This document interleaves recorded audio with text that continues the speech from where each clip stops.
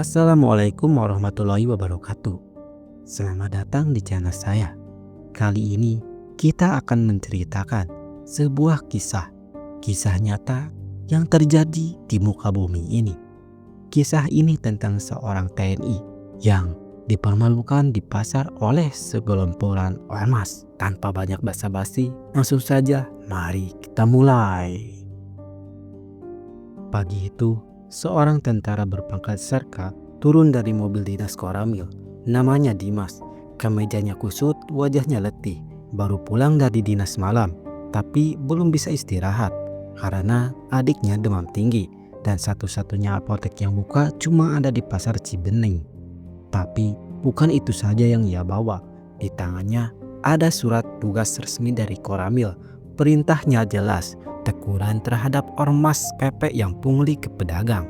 Saat memarkir mobil, matanya langsung tertuju pada sebuah pos kayu lusuh bertulisan Pos Pengamanan Ormas PP Ranting Pasar Timur.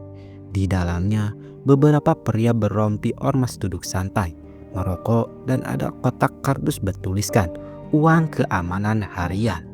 Di saat itu, seorang ibu pedagang baru saja menyelipkan uang 50.000 dengan wajah penuh ketakutan.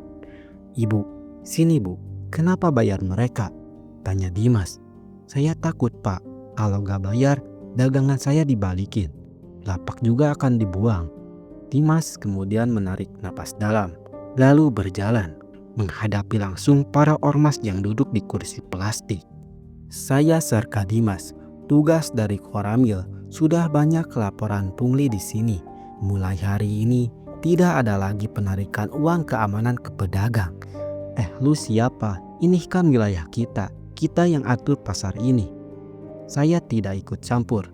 Saya hanya mengingatkan negara ini punya hukum, bukan premanisme." Warga mulai menonton. Beberapa pedagang diam-diam merekam. Dan Ujang, koordinator Ormas PP, tampak merah padam. Tapi Dimas tetap tenang. Ia serahkan surat tugas kepada kepala pasar, lalu pergi membeli obat untuk adiknya. Tapi dendam tak selesai di situ. Siangnya, Dimas parkir mobil dinas di belakang minimarket dekat rumahnya. Ia masuk sebentar beli teh. Namun tiba-tiba 3 motor melintas cepat. Salah satunya melemparkan botol molotov. Ledakan kecil, mobil dinas terbakar, api menyambar. Gerobak sampah di sampingnya ikut terbakar. Dan yang paling menyayat hati, seorang bocah pemulung usia 9 tahun sedang tidur di belakang gerobaknya. Jeritanya menggema, tubuhnya terbakar sebagian. Orang-orang berlarian menolong, tapi sudah terlambat. Dan para pelaku tidak bersembunyi. Mereka malah merekam aksinya, tertawa sambil kabur naik motor. "Mobil lu udah anget sekarang bang tentara. Jaga pasar, jaga mobil juga dong," kata para ormas. Dimas selalu menatap puing-puing mobil dinas yang gosong. Tangannya mengepal. Tapi yang terpancar di matanya bukan hanya marah, tapi malu. Seorang warga mendekat pelan. "Pak, jangan diam saja. Kami butuh TNI. Polisi di sini sudah pada takut." Kemudian malam itu, di Kodim, Mayor Bram berdiri di depan peta wilayah. Tatapannya tajam. Korban sipil, mobil dinas terbakar, penghinaan terbuka. Ini bukan soal gengsi. Ini soal nama negara. Ia menatap Dimas dalam. "Apa kau siap?" "Siap, Jenderal. Sudah terlalu lama kita diam," kata Dimas. Kemudian jam 10 malam, barak Kodim masih terang. 12 anggota Kopassus berpakaian preman duduk melingkar. Di tengahnya ada Mayor Bram. Ia melempar map ke meja. Foto-foto pelaku, nama rute harian, lokasi markas, lengkapnya. Target kita bukan balas dendam, tapi membersihkan nama. Semua mengangguk, tapi Dimas hanya menatap meja. Di sakunya tisu berlumuran darah milik bocah pemulung. Mayor Bram memandangnya. "Siap masuk kandang mereka? Perintah jelas. Saya cuma meminta satu hal," kata Dimas. "Jangan bawa kamera, jangan dokumentasi, Dan jangan ada nama saya di laporan akhir. Mayor Bram menatapnya lama, lalu mengangguk. Kemudian operasi senyap dimulai. Tanpa seragam, tanpa sirine, target markas Ormas PP.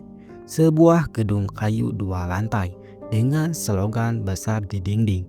Hukum bisa diatur. Tepat jam 1 malam, tim kemudian menyusup. 4 dari belakang, 2 dari depan, dan Dimas menyamar sebagai pemulung dengan karung goni dan gerobak. Tapi satu anggota ormas keluar dari toilet menatap Dimas.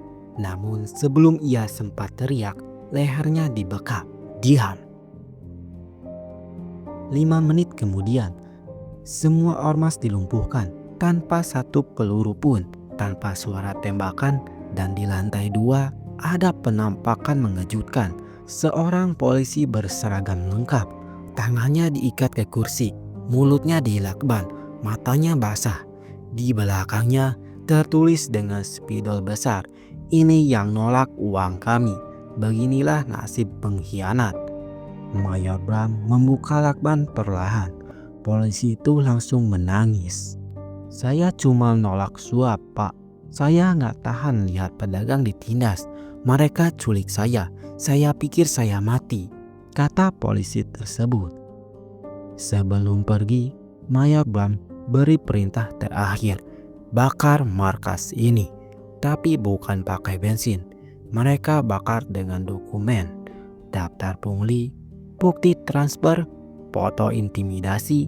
Api menyala dan Dimas berdiri di tengah kobaran. Diam, tak berkata satu kata pun. Berita menyebar sangat cepat. Markas Ormas PP terbakar. Polisi yang hilang ditemukan hidup. Tak ada jejak pelaku, tapi ada satu pita merah kecil tertulis untuk anak kecil yang terbakar. Media heboh, masyarakat bersorak, tapi Dimas tak tampil di TV. Ia hanya mengantar teh ke ibunya. Menjenguk adiknya yang mulai membaik, ibunya bertanya, "Masih akan terus diam, Nak?" Dimas hanya tersenyum tipis. "Belum waktunya bicara, Bu, tapi mereka sudah mulai mendengar." Terima kasih banyak yang sudah menonton. Jangan lupa untuk like, komen, dan subscribe. Jangan lupa komenkan di kolom komentar di bawah. Bagaimana tanggapan Anda tentang ormas yang ada di video ini? Dan apakah langkah yang dilakukan TNI benar atau tidak? Jangan lupa untuk dikomenkan di kolom komentar di bawah.